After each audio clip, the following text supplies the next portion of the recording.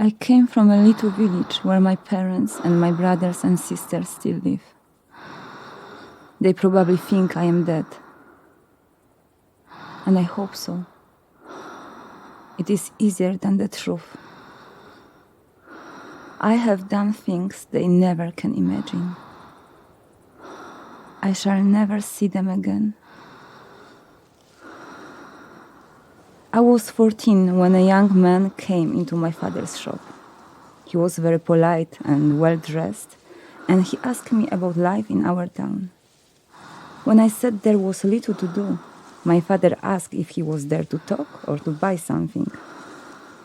My father was very old-fashioned, and he was always protecting me from boys, which I didn't like. I didn't need my father's protection. He talked to my father politely, paid for some items, and then drove away in an expensive car. I was angry with my father and thought a lot about the young man. A little while after, the young man came to the shop again. This time, however, my father had gone out, so we talked a little. Later, I wondered if he had been watching the shop and knew my father wasn't there. He seemed to understand me when my family didn't. He asked about my dreams. I told him I wanted to go to London. He told me about the famous cities that he often visited: Rome, Paris, Madrid, and many others. I said how much I wanted to see them. The young man told me that he works for an agency that looks for girls like me to be models or assistants. All I could think of was to earn money and finally make my father proud. He told me that we would go to London together. He used to call me each night when my parents were watching television. He kept asking me if I wanted to do it. I was worried, scared, but I also wanted to grab hold of my dreams. I began to get more and more depressed at home, so he arranged for me to meet his friend. She was beautiful. She seemed to know me so well. But she also made me feel slightly embarrassed because she was so well dressed. I felt bad about my own clothes and the way I looked. She told me not to worry. Once I started working, I would be able to afford clothes just like her. I could send money back to my parents each month. I would be living and working with other young girls who would be traveling to London with me. So one night I fled and ran away from my home, towards opportunity, towards possibly my dreams. The beautiful woman met me. She had got me a passport. She drove me to the coast. It took a long time. There we met the young men and the other girls that were also going to travel to London with us. That made me feel good. We followed the young man. He had our tickets and kept our passports. He said he needed to look after them. He spoke with the official and gave him something before we went onto the ship. It was first time I had seen the sea and my first time on a boat. I remember the smell of engine oil and of rotten food and unwashed clothes. Though the smell and movement on the boat made us feel sick, we were excited about what could happen at the other end.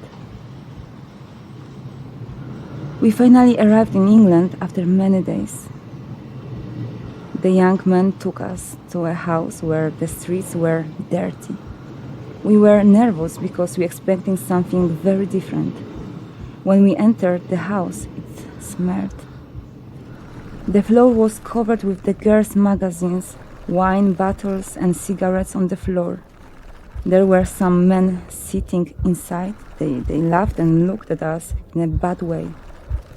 They spoke to the young man in a language I didn't understand. I asked him who they were, but the polite young man from my father's shop grabbed my arm, hit me on the face.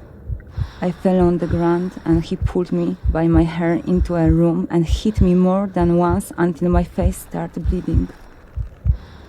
I didn't understand what had happened.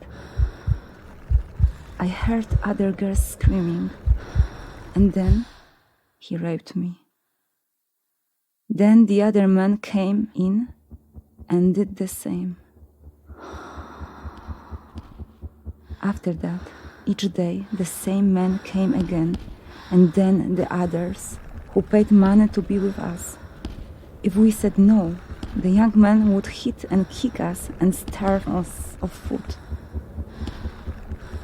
He said this was our job.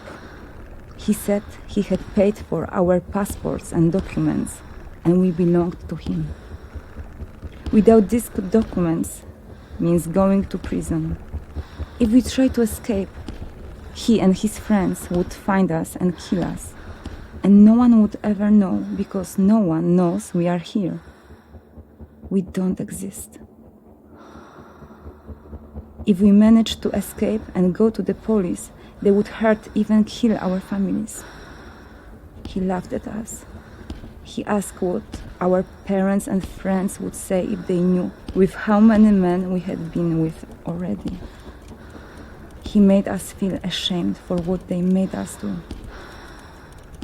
It was another cruelty. One night, the young man took me to another house. He said someone else now owns me. He had sold me to another man and a woman. He gave them my passport.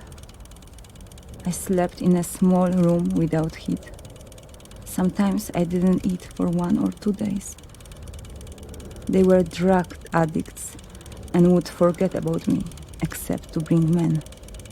When there were no customers, the men would hit me and burn me with cigarettes and force me to do things. He said this was to make me remember he was the master.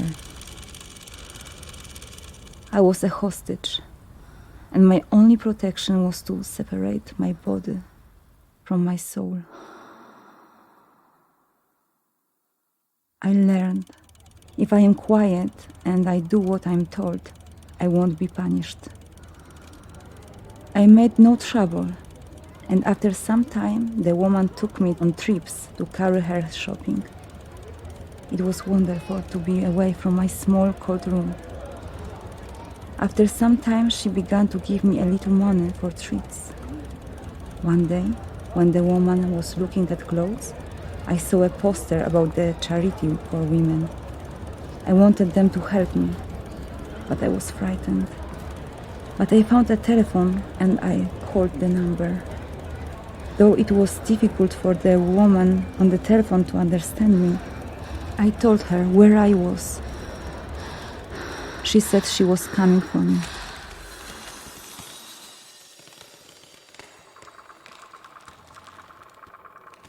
She found me.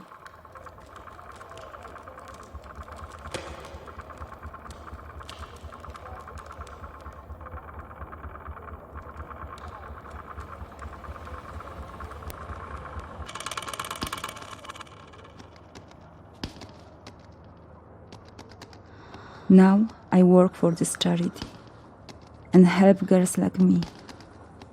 I talk to them every day and I tell them they must make a new life. They weep very much. I also weep, but wait until night time so they don't see. We all want to go home, but we cannot. The shame for our parents and us is too large. I am still a hostage. My body is still separate from my soul.